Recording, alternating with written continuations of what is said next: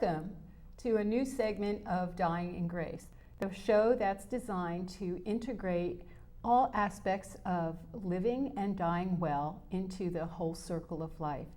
On the show, we discuss all aspects of the experience, from terminal diagnosis to hospice to taking care of our elders to taking care of one another and talking about grief, just the whole spectrum. And each week I like to bring one of our community experts to share their unique perspective and their unique experiences. And this week we have a very special guest.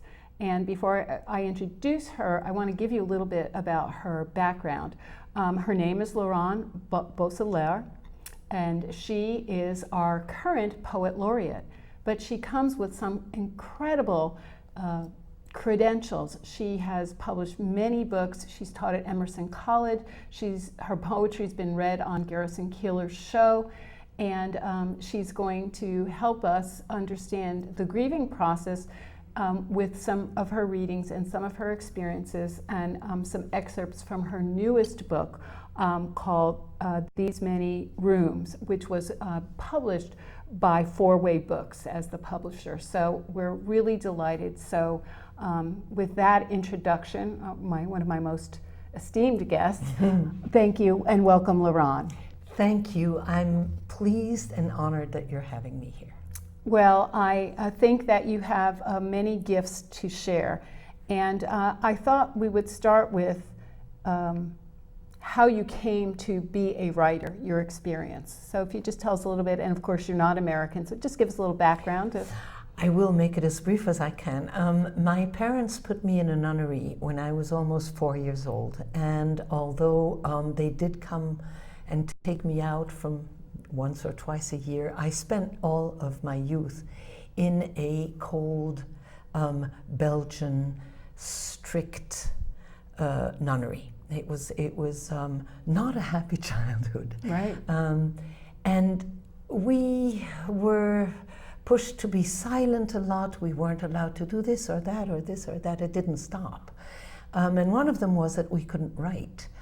We could copy prayers, but we couldn't write or hold a journal or write to one another, which girls love to do. Sure. You know?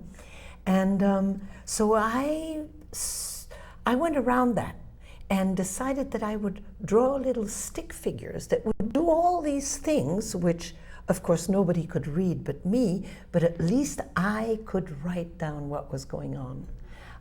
And I could express what we were not allowed to express. And then it developed. Then I learned how to hide it, etc. when I grew up. And then when I escaped the nunnery at almost 18 years old, one of my first visits was to a library. And I discovered that there were all these banned books. Now you can imagine, when you're 18, you go straight to those banned books. Sure. Well, they weren't. They were Baudelaire and Rimbaud and Verlaine and Goethe and Lorca and Rilke, and I'm citing poets, but also André Gide and all sort of, Balzac. I come from Belgium, so they're all French writers.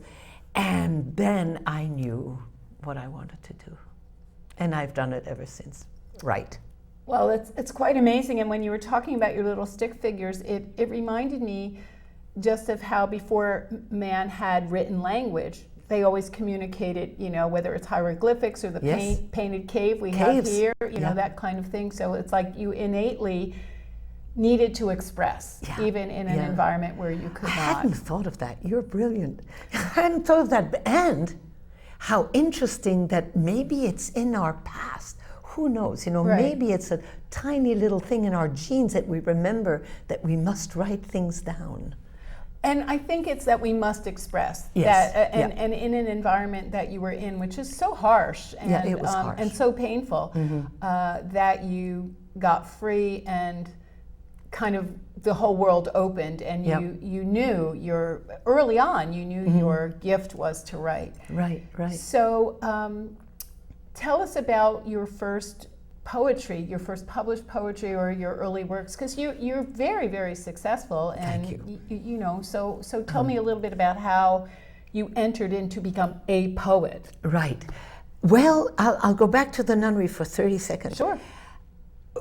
Because I was not baptized, I wasn't allowed to go to Mass, but I was forced to go to Mass and sit in the back of the church and not go to communion and all that stuff, along with Jewish girls that had been placed there by the Red Cross when they were taken out of the camps, Right. so that the next of kin could come and reclaim them. The Red Cross has a list of where the children were, et cetera, et cetera.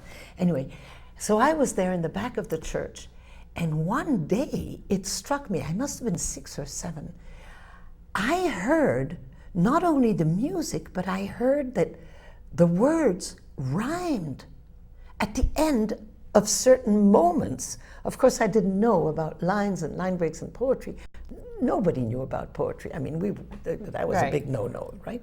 And so I went, wait, there's music inside the music. There's rhyme there. I want to do that.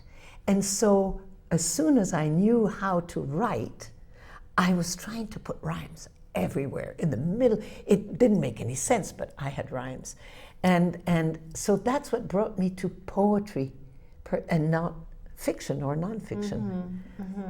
So in a way, even as harsh as that experience was, there was a kernel of Light, of light and freedom. Yeah, beautiful. So tell me about your first book of poems, or how. My first book of poems was in Belgium and in French, and it was probably the worst poetry I have ever read. I still have a copy of that book. It's terrible. It's terrible because it's full of abstractions and mystery and foggy and maybes and ellipses and all that stuff, but it was what was written at that time, I think.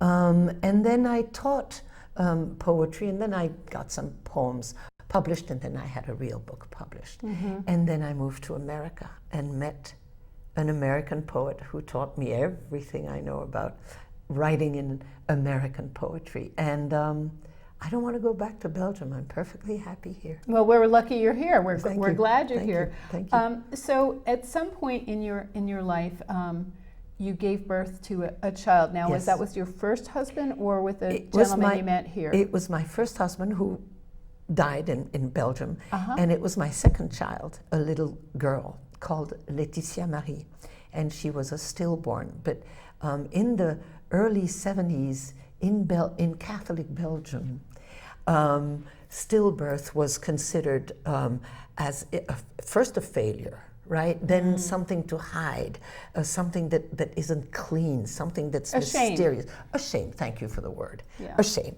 And so I wrote a poem about it in the form of, it's called a pantoum. It's a certain poetry form where certain lines, where you must repeat certain lines at very specific moments in the poem. So it's a strict rule. It's very difficult to follow. But having written that poem in 100 lines, then 8 lines, then 4 pages, then sonnet form, then I could not write that poem about that dead child. And then one day I taught a workshop where I taught the form, the pantoum, and I went, what if I tried that? And so I wrote this poem called Stillbirth. I was living in New York at that time and riding the subway to Sarah Lawrence College, where I taught teaching, for yeah. many years. Yeah. Stillbirth.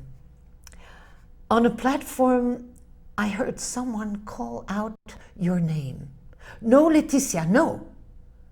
It wasn't my train. The doors were closing, but I rushed in, searching for your face. But no, Leticia, no. No one in that car could have been you, but I rushed in, searching for your face. No longer an infant, a woman now, blonde and 32. No one in that car could have been you. Leticia Marie was the name I had chosen. No longer an infant, a woman now, blonde, 32. I sometimes go months without remembering you. Leticia Marie was the name I had chosen. I was told not to look, not to get attached. I sometimes go months without remembering you. Some griefs bless us that way, not asking much space. I was told not to look, not to get attached. It was not my train. The doors were closing. Some griefs bless us that way, not asking much space. On a platform, I heard someone call out your name. Wow, and because you talked about the repeating of the lines, I could hear that and how the nuance changes each time. Thank you. Yeah, for noticing that. Thank you. So, how did you grieve that child? I mean, clearly this is the culmination maybe, or the gift in that, but how it was help. A long time. 30 years. It took me 32 years to write that poem. I mean, not to write it because it had 100 versions, right? But if you'll allow me, I'll try to make it very short, but I'll tell you a story. I was weeding my garden with my new daughter, who was born after Leticia Marie. And I was weeding the garden, and at a certain moment, my daughter said, I want a baby now. To which I answered, but little one, I have a boy, and then I had a little dead baby, a little girl, but now I have you. So what else could I wish for? I don't think I'm going to have another baby. I have what I want. And my daughter was silent for a long time, as in 20 seconds. Right. Perfect silence. And then she went, I'm so glad she died. And I went, love, why did you say that? And she said, because then I wouldn't have been here. Wow. Right? Yeah. Out of the mouth of babes. And all of a sudden it was, so that's the blessing. Mm-hmm. So that is the light. Right? Yeah. Yeah. A little child saying, I'm glad she died because otherwise I wouldn't have been here. And there's probably truth to what that. What a lesson. Yeah. Right? Yeah, and I just, you know, still miscarriage, stillbirth. Oh, it's things still, have changed. They Yeah. are changed. I'm aware of some women who've had stillbirths, and there's more desire to see the child, love the child, and then let it go. Let it go. Yeah. But to carry that and feel that you were a failure on top of it is just a.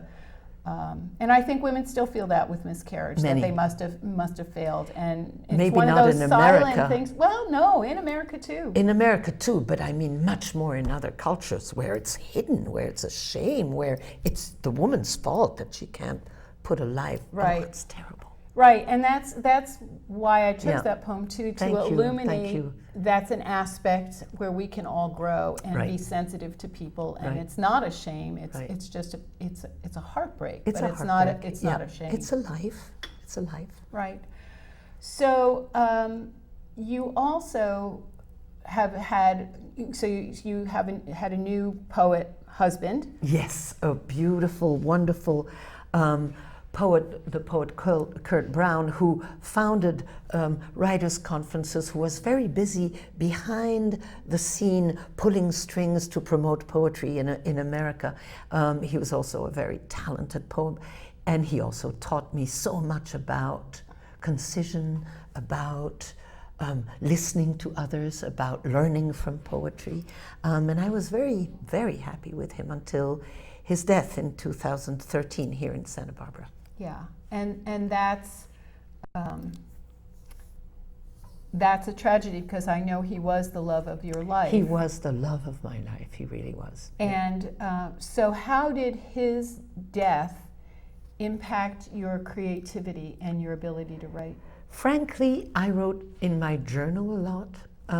There were sentences that I wrote where I put an exclamation mark next to them, sort of saying, aha, you're going through this, you're doing that, right? But for the first year and a half, I could not finish a poem. I would start them, and then I didn't want to finish them, and I realize now with the distance is that if I finished an elegy, if I finished a poem about his death, he'd be dead, right? So I didn't dare go there. I didn't want any closure. Right. Right, and so I wrote and wrote and wrote pages, and then I wrote about 110, 120 poems that are reduced to only 49 pages in my book. I mean, I only kept the ones that were urgent and sharp and that I felt really necessary, not just self-indulgent, but talking to the world about his death. Yes, and in reading your poems, not only do you talk about the world about his death, but I think your poetry helps inform other people how to be with grief. Yes. And the grief of others, which I don't think we do a very good job of in general. Right.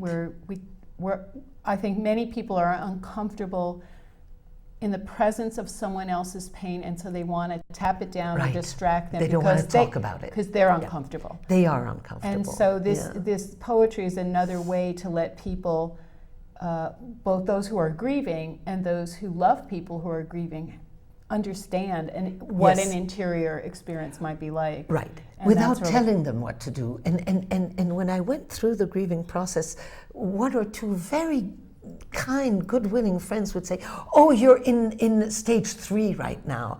And my whole body would stiffen, and I said, "There is no stage. Don't tell me where I am. We all have a different experience." So I was hoping that my book would just say, "Hi, this is how I lived it. This is for you, but I'm not telling you what to do, and I'm not imposing my experience as the ultimate experience." I hope it's an successful. experience. It's my experience. It's my experience. Well, I just have to say that this Elizabeth Kubler-Ross, at the end of her life, said that people had misused her book with the 5 stages of grief, that it was never meant to be linear, it was just what she saw, and she felt that so much damage had been done that people think you could navigate the because the then you think you're roadmap. wrong, right? Or and that you go back. It's a really fluid process, but is. it was interesting because most people don't know that part. They look at the book, but they don't know that piece. Right. Well, the other thing, and I wanted to get to this second poem that you did visually or set to a beautiful film, was about the fires. Yes. And one of the things that I think is true, it's been true in my own experience, is that various kinds of grief can re-stimulate the grief we carry, whatever that is. Yeah. You know? Yeah. And so I'd like to have this poem. What made you set it to a film, or how did that part happen? Well, I have a friend poet here in Santa Barbara called Gudrun Bortman, who lost her house to the fires. And when I learned that, I said, "You lost everything you have too. It's another way. Right. It's another death. It's another way of having to survive something that was essential, something that you thought would be there forever," right? And so I wrote this poem also to mourn nature, to mourn houses that were gone, to mourn the animals, to mourn. And in my mourning process, I suddenly saw another kind of mourning around me, and I was trying to dialogue with that and to understand that kind of mourning. And then my publisher, Fourway Books, asked me to make a video of one of my poems. And I thought, that's what I'm going to do. Not about me necessarily, although at the end I do speak of 2 rings that I have a little dance together like I do often, but so that I would connect my mourning with a greater mourning, which was all that death in Santa Barbara. Yes. So hopefully we can go to that video.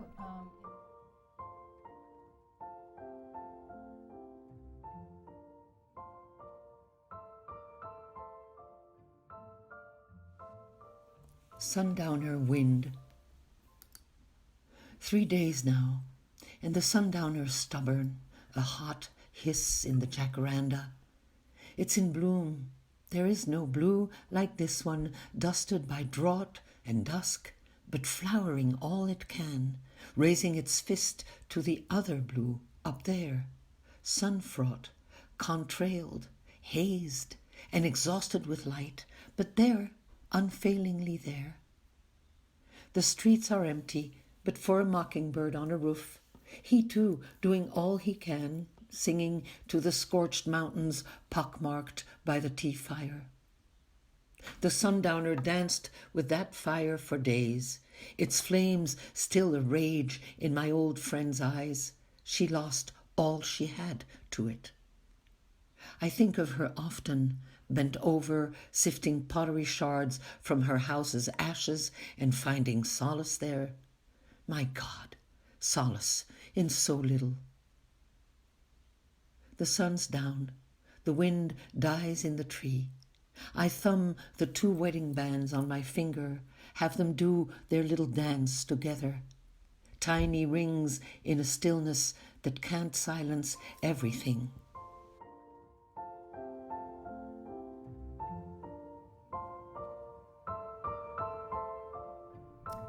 Well, that was just beautiful, and there's just something about mirroring the words with the visuals. It kind of goes helps. in a different way. And you know, when you did talk about the mourning in Santa Barbara, we're still in a mourning process. We are. There's We are. you know, there's no stage, and depending on where you are, whether you've rebuilt or you were touched, the whole community was united, sadly, by that deep grief. Yes, you and know. beautifully. Yes, it's one of the beauties of this community is how we come together in the sadnesses. Right. So you, the thing I loved about reading your book, your poetry, particularly this last book, is the nuances about grief and also the self-reflections. And I asked you to read a poem that I think is information for anybody, wherever you are in your life. So would you just grace us with this last poem, and we will let it go in. Thank you. Thank you for having me. Oh yeah. The poem is called I Forget to Listen. I forget to listen to the silence after the rain, after a slammed door or a telephone's last ring. And to the silence in you, friend, I make such noise, that I forget to listen to the silence in you. Thank you very much. Yeah, that's really something. I wanted to go back to the last lines in the previous poem about your rings dancing. And I see you wear your 2 wedding rings. And Yes, yeah. how does that help you with your that little ritual? Yeah. You know, how does that help you hold your husband in your heart? Allow me to be abominably sentimental, Yes. please.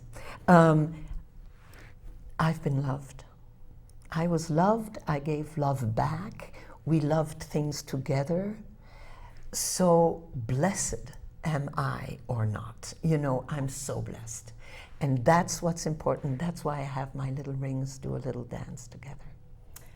Well, see, I think that sentimentality, that ritual, is the keys to keeping love alive, to honoring what's true for us. I'm a big believer in ritual, whether, you know, the Jews light their candle on the year. Yes, Everybody has something, Mhm. and I really invite people who are grieving to do whatever it is. Write a letter to that person, Sure, burn it. sure. There's all those Talk to things. them. Talk to them. Aloud. And also find a friend that does know how to listen. Right, right. You know, that can really hear you. Right, right. And that's what I was remembering myself in that poem. Listen, listen.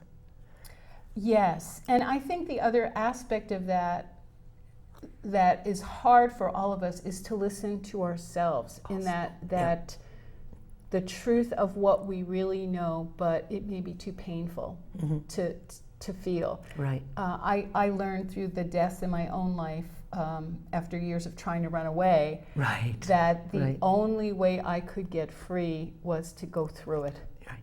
You know, and I Yep. couldn't delay it any longer. I had to go through that. Yes, because it's part of you. It's like you leave a whole part of yourself behind if you don't face it. If you don't go through it, it's a whole part of your life that's ignored, which is so sad because it's probably the most beautiful part.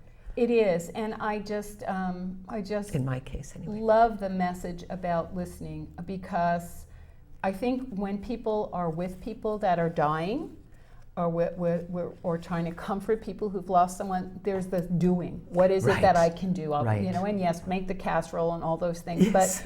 but it's not about doing. No. It No. is about bearing witness Yes. and making a spaciousness Yeah. for that person to have their experience. And that's what I love about that poem. It really Thank you. reminds Yeah. every one of us to listen. Yeah. You know, it's beautiful. And I have to say that there's such mastery, how you have taken the biggest broken heart, the loss of your life, of your love life, your husband, but perpetuated that and given us this beautiful gift. Thank you. It's really Thank you. extraordinary. So Thank you. I hope people go get the book, and Thank it's you. available, and you're in our community and do readings and all of those things. So I hope people take more advantage Thank you so very much.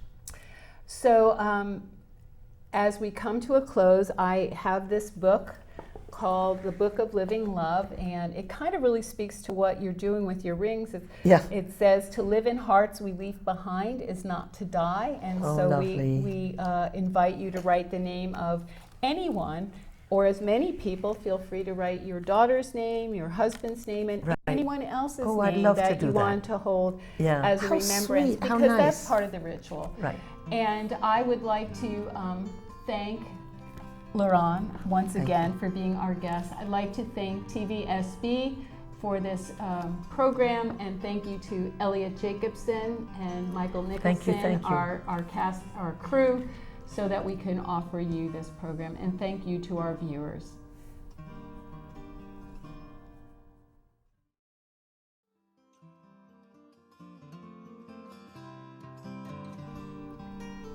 So, how are you? My friends ask, all kindness and concern, heads cocked, eyes locked in mine. And just like that, I'm his again, his wife, his widow, the one whose name was hyphenated to his. And I'm oddly happy to talk about myself, coupled to him again finally. And I say, I'm okay, I'm better. But won't say his name out loud yet, because I know I'd throw a shadow over the conversation, all kindness and concern, and over him also, who no longer has a shadow.